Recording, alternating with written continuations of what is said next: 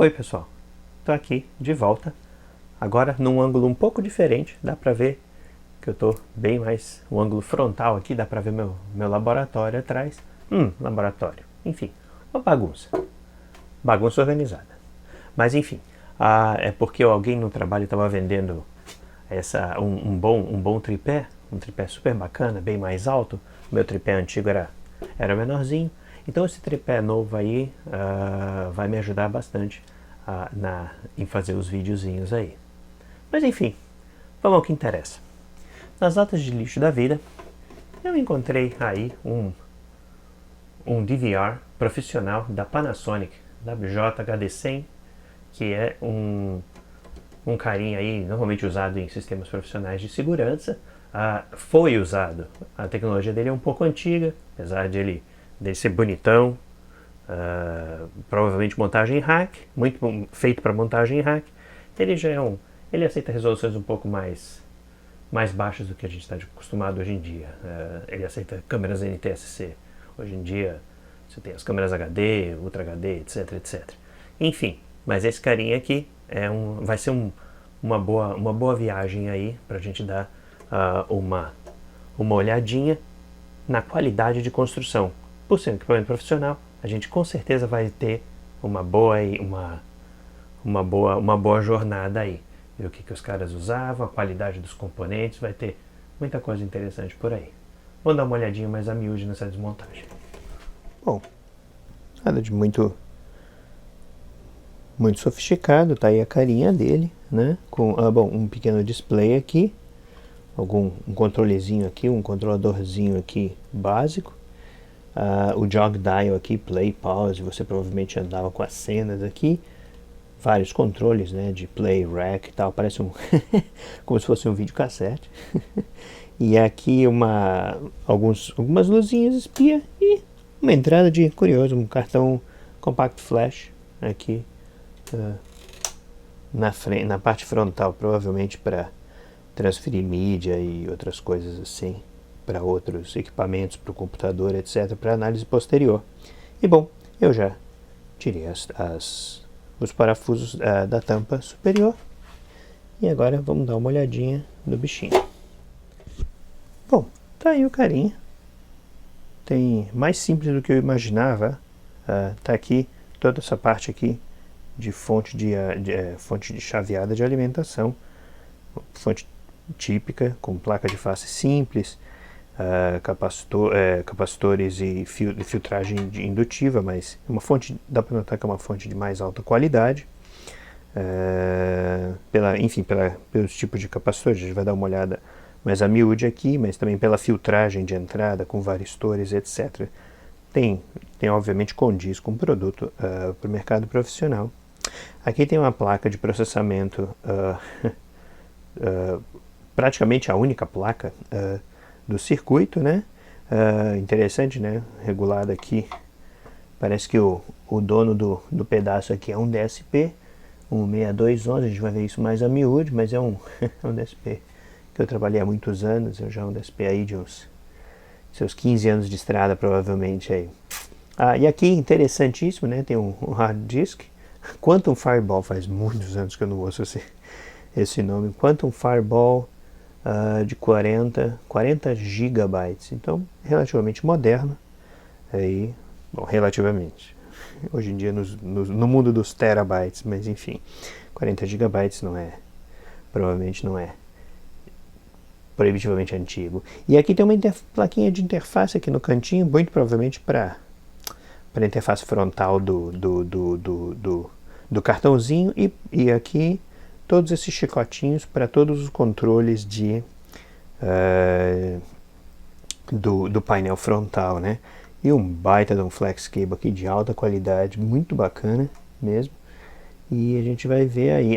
Olha que interessante também, né? As conexões aqui da fonte, todas envoltas aqui em contendores de cabos. A gente vai dar uma olhadinha nisso mais a miúde também. Vamos lá, vamos aproximar em cada ponto aí. Bom, vocês desculpem aí, segurando a câmera na mão, mas é mais interessante aí para a gente conseguir observar as coisas mais a miúde, né? Tá aqui a seção de fonte, ventiladorzinho, claro, porque o ambiente é bastante reduzido, né? Então a circulação de ar, você nota aqui que tem umas aletas laterais também. A circulação de ar aqui tem que ser forçada, não tem jeito.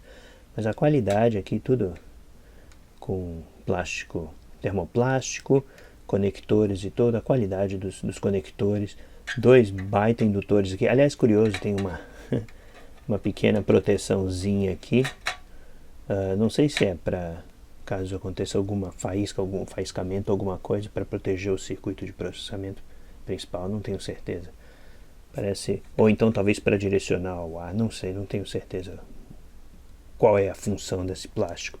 Obviamente, capacitores de filtro, alta qualidade, Matsushita, que é uma subsidiária da Panasonic, então faz sentido. O DVR da Panasonic, os capacitores são da Matsushita. Coisa curiosa, então aqui os transistores com o isolante aqui em silicone. Então isso aqui é muito bem feito. Garante uma boa isolação, melhor do que a mica, né? Tem aqui um outro transistorzinho também, com isolamento em silicone. Eu não consegui ver os códigos ainda, vou dar uma olhadinha depois. Eu ponho na tela. Mas, curioso, esse pedaço plástico está em cima das aletas desse dissipador. Meio estúpido, mas vai lá. Pois é, porque o ar na realidade tem que fluir pelo dissipador. E o plástico meio que bloqueia isso. Erro de projeto, enfim. Tá aqui mais um outro reguladorzinho aqui, ou transistor. Muito provavelmente deve ser um regulador de baixa tensão, dado que essa parte toda também é a parte de baixa tensão, todas as tensões de saída aqui na parte inferior, e obviamente que os capacitorzinhos são todos Matsushita também, de alta qualidade, com os indutorzinhos aqui para filtro, etc. E aqui é o que eu havia comentado, tá aqui o filtro não, o gerenciamento, a tensão aqui é muito boa, né? Um detalhezinho aqui, ó, chicotinho que vem aqui, abraça o cabo, né, para manter o cabo sempre no lugar aqui, é uma coisa bastante interessante. E aí chegamos aqui na nossa parte principal, conector principal de fonte de alimentação, e aqui tem toda a etapa aqui do circuito, um buzzer aqui da Murata, enorme o buzzer, deve fazer uma barulheira danada. Aí algumas conexões aqui, uma conexão traseira, tem várias, na verdade eu esqueci de mostrar, mas tem várias conexões traseiras aqui, para interfaces, aqui tem toda uma série, tem um conector, essa parte toda aqui,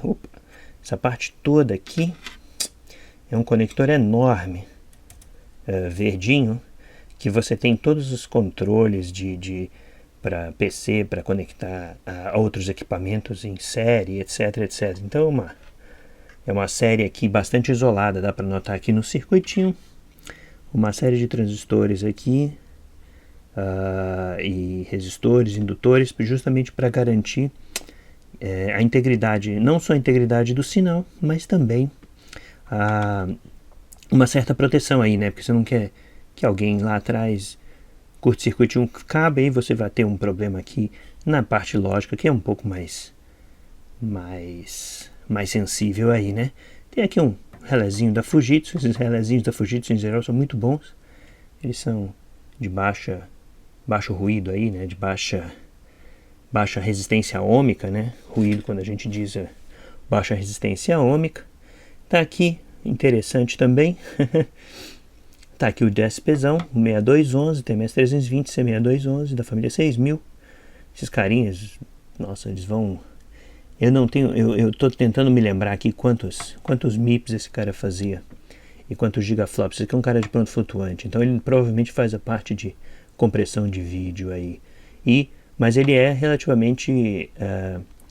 ele é potente, mas ele definitivamente não consegue gerenciar as velocidades aí definidas pelo padrão HD. Então, certamente, esse DSP é suficiente para resolução padrão, mas não para as resoluções HD mais modernas. Então, enfim, denota aí a idade do equipamento, né? Denuncia aí um pouco a idade do equipamento.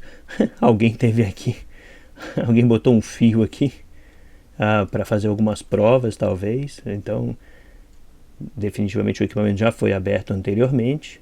Olha, interessante aqui, 2 memórias RAM para o processador, para o DSP.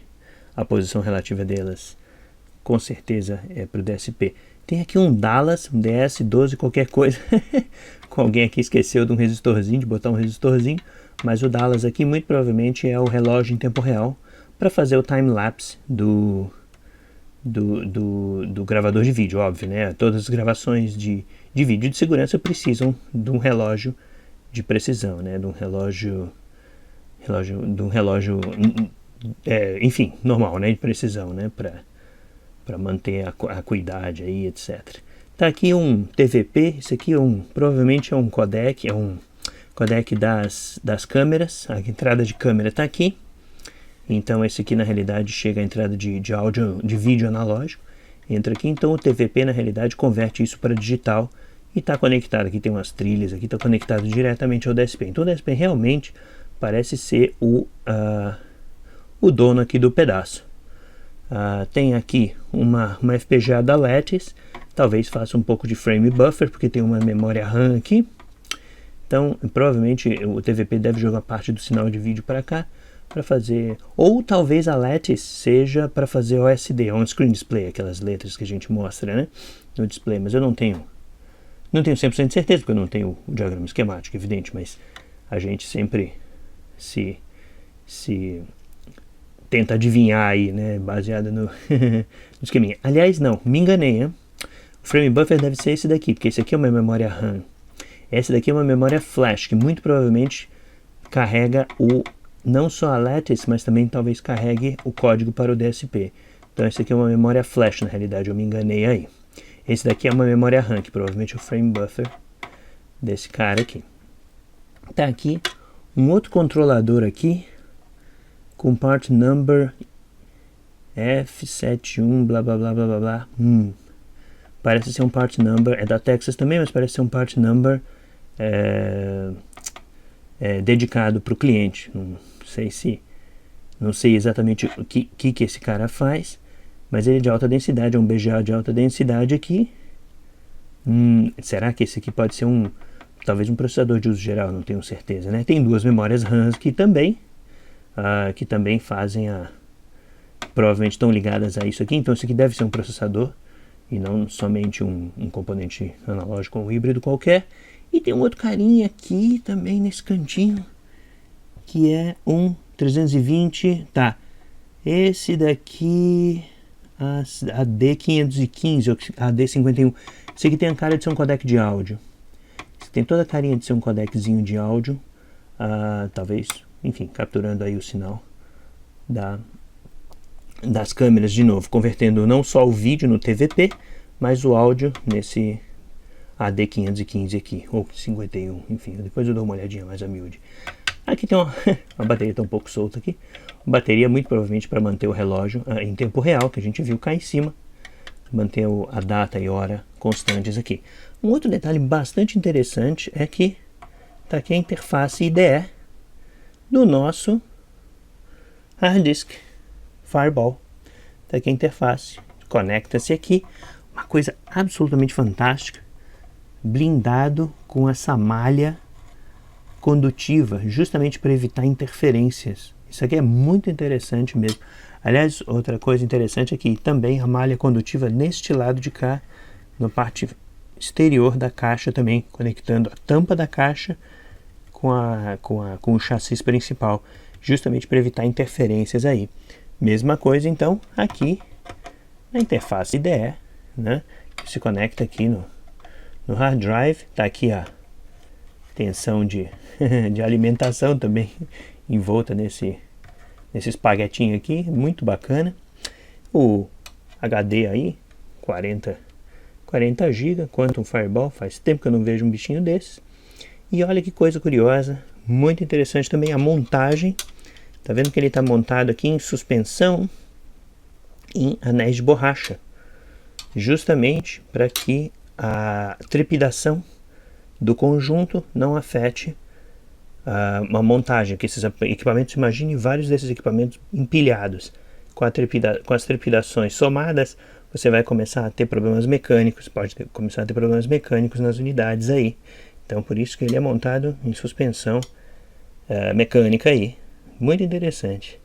E tá aqui o nosso flat cable, aquele flat cable todo brilhante aqui, conectado à plaquinha do Compact Flash. Duvido que tenha alguma coisa muito interessante aqui atrás dessa placa, porque o Compact Flash na realidade é uma interface muito semelhante ao IDE. Você pode também ter ele em modo operação I2C e tal, mas é uma operação muito semelhante, então muito provavelmente não tem muito circuitaria embaixo disso daqui. Aí vamos dar uma olhadinha sob outro ângulo. Vamos ver se vou conseguir aqui, porque está um pouco escuro. Mas essa é a parte da plaquinha. Opa, o fio do microfone ficou na frente, né? Aí é duro, né? Aí é duro. Erros de gravação, vamos lá. Então tá aqui. E a parte do painelzinho está um pouco escura. Está contra a luz aqui, mas esse é o painel frontal. Nada de muito interessante nesse segmento aqui. De novo o fio do microfone. Dureza, hein? E no mais aqui, por trás do painel, nada muito mais interessante. Basicamente as plaquinhas que fazem as conexões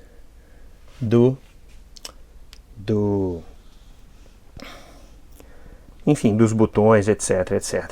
Tá aí mais uma vista do conjunto geral do DVR. É isso aí. É um produto relativamente simples, mas muito bem feito, muito bem acabado e, na realidade, uma relíquia de uma outra era. Não tem praticamente uso prático nenhum hoje em dia. É isso aí. Bom, tá aí a vista traseira, que eu havia esquecido. Tem aqui entradas de áudio, que casam bem com a posição do conversor AD 535. Tem aqui as entradas de vídeo, que casam bem com a posição do conversorzinho TVP. Tem uma saída de monitor aqui, que muito provavelmente o TVP faz esse trabalho também. Tem aqui uma entradinha RS-232, uma porta serial. Dados, não parece um RJ45, não parece ser necessariamente rede. Não é um mecanismo, não tem conexão a IP, né? Uma coisa impensável hoje em dia, né? Todo equipamento tem IP, né? Aqui algumas chavinhas de seleção de modo e aqui uma série de os fiozinhos que eu havia comentado antes, né? O grande conector, né? Com todos os transistores. Então aqui todas as saídas de sinal para os outros equipamentos, etc, etc. E ventiladorzinho, chave liga, desliga e o cabo de entrada de alimentação. É isso aí. Vista traseira. Bom, espero que vocês tenham gostado de dar uma olhadinha aí no DVR da Panasonic. E é isso aí. Espero vocês no próximo vídeo. Até a próxima.